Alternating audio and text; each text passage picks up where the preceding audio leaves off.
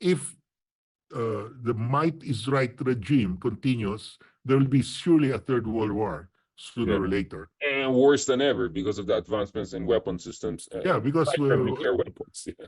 Countries have nuclear weapons already. So that is actually that is really what is at stake. The way I look at it, that is really what is at stake in the South China Sea. We are not fighting for our own maritime zone only.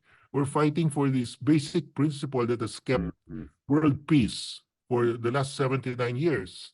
And I think that's why all the European countries are supporting Ukraine, because they realize the consequences of Russia establishing the principle that to settle a dispute, all I have to do is to invade that country. And make up some blah blah blah story about, once upon a time you were part of our empire. I mean, that's a slippery slope. Exactly what Putin said, that we have a right to recover lands where these Slavic people once lived. I mean, they'll go all the way to the U.S. to Canada, because the Vikings reached Canada also. Well, just on that point, closer to Russia's territory, a former Mongolian prime minister posted a picture of Mongolian Empire, which had much of Russia and Middle East and China. So, like, it was a sarcastic comment that if you want to go down that road, be careful what you wish for, right? Because there was no Russia until the fall of the Golden Horde. Going back to this, Justice Scorpio.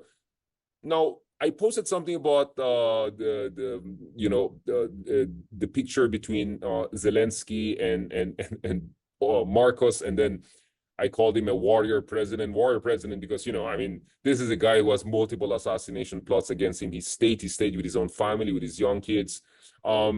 This is not a performative kind of president. Unlike some president I know, nung tapos ng giyera sa Marawi, biglang magdamit-damit siya ng camouflage papunta dyan na obviously hindi pa kasya sa kanyang damit niya. But speaking of comedian president, that's the attack on Zelensky. I mean, I find it interesting coming from very people, right?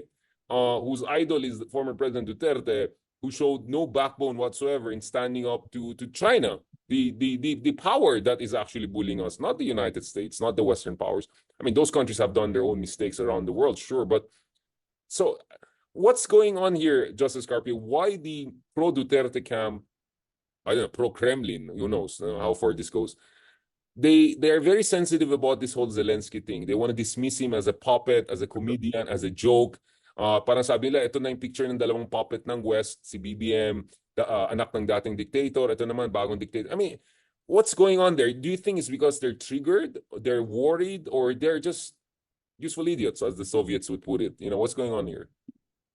Yeah, it's really difficult to understand why they're so mad at the visit of Zelensky here. And I really cannot understand that. Why suddenly they've become so mad. But between Zelensky and Putin, you understand who is the murderer and who is the law-abiding citizen there. I mean, if there is any comparison, it's Duterte and Putin, because they've been responsible for the killing of their own people. And Duterte called Putin invariably as his ultimate idol, his everything, right? Protect me, blah, blah, blah. So, wow. But it's also that, so the National Democratic Front also released a statement a while ago. An editor of mine, because I was writing an article and this forwarded to me. I mean, I usually do not pay attention to press releases by NDF for those types of people. Just to read what they said, it's along the lines of, so I want to read it directly because I find it's very interesting, to put it nicely, Justice Carpio. So ang statement po ng National Democratic Front is, Zelensky's visit is part of U.S. design to portray Marcos Jr. as new poster boy for war versus China. First of all, it's a very long title. I don't think basic journalism tells you to write titles like that. Just the first paragraph, please bear with me, folks. Ukrainian President Volodymyr Zelensky's recent visit to Malacanang is part of U.S. imperialist war designs to portray Marcos as a new poster boy for its proxy war versus China. The Marcos Jr. media stunt exposes U.S. imperialism use of puppet regimes such as the Philippines and Ukraine to advance its geopolitical ambitions. By aligning Marcos Jr. as a parallel of Zelensky, the U.S. is positioning the Philippines as a key player in its broader strategy to counter its, or in fairness, imperialist rival China. So that's the only difference with the DDS camp, because the DDS camp will never call China imperialist. But at least these guys had the decency to accept China is also imperialist. Yeah. Well, I think the parallelism that strikes me is that Ukraine is a victim of an actual use of force. It's the victim of an actual invasion in violation of the UN Charter. The Philippines is a victim of a threat of force, which is also in violation of the UN Charter. And both countries are huge. They are nuclear armed powers trying to bully non-nuclear armed countries. And that's the parallelism that I see here. And Ukraine is in the forefront of defending the UN Charter's foundational principle. We are also in the forefront of defending the UN Charter's foundational principle. That should be the comparison. Not that we are defending our own territory and maritime zones, not because we are being instructed by any imperial power. It's our own agency. We have to defend our own territory. I mean, with or without the US, we have no choice but to defend our own territory and maritime zones. I mean, ano bang gusto nila mangyari na we'll kick out the Americans and then fight with China on our own alone and then rely on a completely useless ASEAN on this issue? I mean, I don't know in which universe do these people exist, but I mean,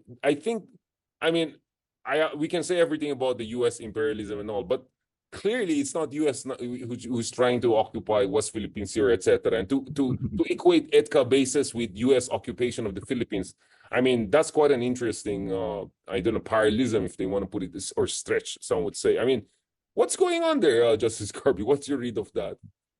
Well, they really don't have any argument anymore, except those specious positions that they're putting up. You know, we kick out the Americans, and what happened? Without any American base, without any American EDCA site, China seized Mischief Reef, and China also seized Scarborough Shoal. So the Americans had nothing to do with that. When we were totally defenseless without an American presence here, the Chinese invaded us because Scarborough Shoal is territory. When they took that over, that was an invasion. Siguro one argument they could make is, oh, you know, China is getting some small islands there, but we're giving the whole Cagayan and you know, all those. Maybe that's their stretch argument too, right? I mean, what's going on here? Well, a speck of stone above water high tide generates a 12 nautical mile territorial sea. The radius of that, the area of that is as large as twice as large as Metro Manila. It's a huge area in terms of territorial sea. So, and China can always build there another artificial island if they want. And that would bring China very close to us. Oh, especially if they occupy Taiwan. I mean, if they invade Taiwan, they're really close to us in a huge island, right?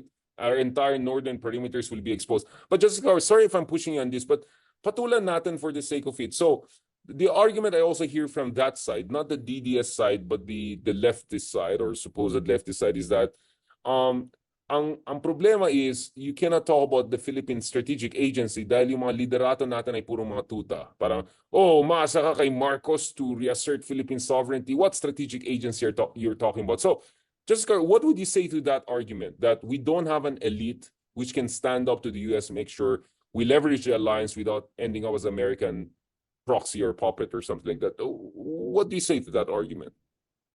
Well, when China seized the Scarborough Shoal, on our own, we went to The Hague. We filed the arbitration case. The Americans didn't even know about it. We kept it away from the Americans because we didn't want anything to leak. And we were very careful that we did not alert the Americans that we were about to file. They didn't. In fact, they discouraged us. They were not too happy about that. So I mean, we did that on our own. And the Americans don't have any influence there. They're not even a member of UNCLOS. So these leftists are saying that, oh, that's the UNCLOS tribunal is controlled by the Americans. It cannot be. The Americans don't even have a representative in the ITLOS, in the United Nations Tribunal of the Law of the Sea. So and clearly they don't control ICC or ICJ, which is going after their key ally, special friend in the Middle East, right? Yeah. I mean, that's why they're sanctioning those bodies or threatening to, right? So I think the problem with them is they're still stuck in the 1960s when, yes, US back then was sponsoring coups right and left across developing world and doing horrible things. I think what they miss is that today's China is more like the US of 1960s. It's kind of a new rising hegemon which doesn't give a heck to democracy or the most domestic institutions. I mean, gusto ko lang patulan itong mga argument to kasi grabe dagsaan ng comments when I posted about Zelensky and Marcos. There's a term, Gen Z term, triggered. Marami na triggered doon sa mga post kong ganyan. Well, they can say what they want, but the reality is we are the subject. We are the victim of aggression. Ukraine is the victim of aggression. It's very clear. We are not stepping on a single square inch of Chinese territory. They're trying to seize all our island territories in the West Philippine Sea. How could any Filipino say we are wrong in defending our own territory? I mean, if you look at the Ukraine, how can you say that the Ukrainians are wrong in defending their territory against invasion? It's the right of every nation to defend its own territory. I mean, it's just impossible. That's why they can never convince people. Well, except, maybe the 3 or 4% who are still. But just, I think their argument here is that defensive yung moves ng Russia. Because if Ukraine had joined NATO, blah, blah, blah, then Russia would be surrounded completely by NATO members, blah, blah, blah. And then we are encircling China with AUKUS and JAFUS and Squad and all. So kawawa naman ng China, inaapi natin sila. I mean, it takes quite a leap of imagination to see China and Russia as victims, considering how powerful China especially is. Russia, we can have a conversation about that. Well, it's no much. Ukraine doesn't have a single nuclear bomb, and Russia has about maybe more than about 1,000 at least. Yeah, 10,000 at least. Yeah. So close to 6,000. So why are they worried? How can a nation like Russia, with the largest nuclear stockpile in the world, be worried about countries like Ukraine, Estonia, Latvia, and Lithuania, when they don't even have a single nuclear bomb? Yeah. The only way I would agree with them is this, that a democratic, successful, prosperous Ukraine would be a threat to Putin's regime, right? Because it will tell the Russian people that, oh, look at our Slavic brothers. They're going first world. We're still stuck here. And to China and the Communist Party of China, who really doesn't have any credibility as a communist power, but has all the credibility as a powerful nationalist power, we are also a threat to Xi Jinping's regime, right? Because if we expose China for what it is and resist China, that's not going to look good to the Chinese people domestically, right? So in that sense, maybe we're not a threat to China and Russia, but we are a threat to the authoritarian leaders in charge of these countries, right? I mean, that's how I can see how we are a threat to these countries. Kaya triggered sila. Well, the way I look at it, President Xi has claimed, he claimed credit for the Chinese expansion in the South China Sea. And he has a lot of problems, domestic problems now, because of the economy of China is in a downturn now. A lot of people unemployed. They're youth. A huge army of young Chinese are unemployed. So they even stopped releasing. Sorry, just for people to realize, the Chinese National Labor Statistics Office has stopped releasing data on youth unemployment. It's so bad, that's they right. just don't want to release anymore. That's how bad the situation is. Yeah. Yeah. So how do you prevent these young people from going against the government by creating an outside enemy?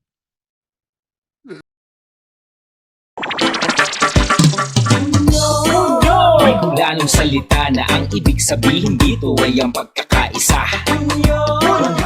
Bunyog Party List. Halika na, Bunyog Party List ka na. Halika na, Bunyog Party List ka na.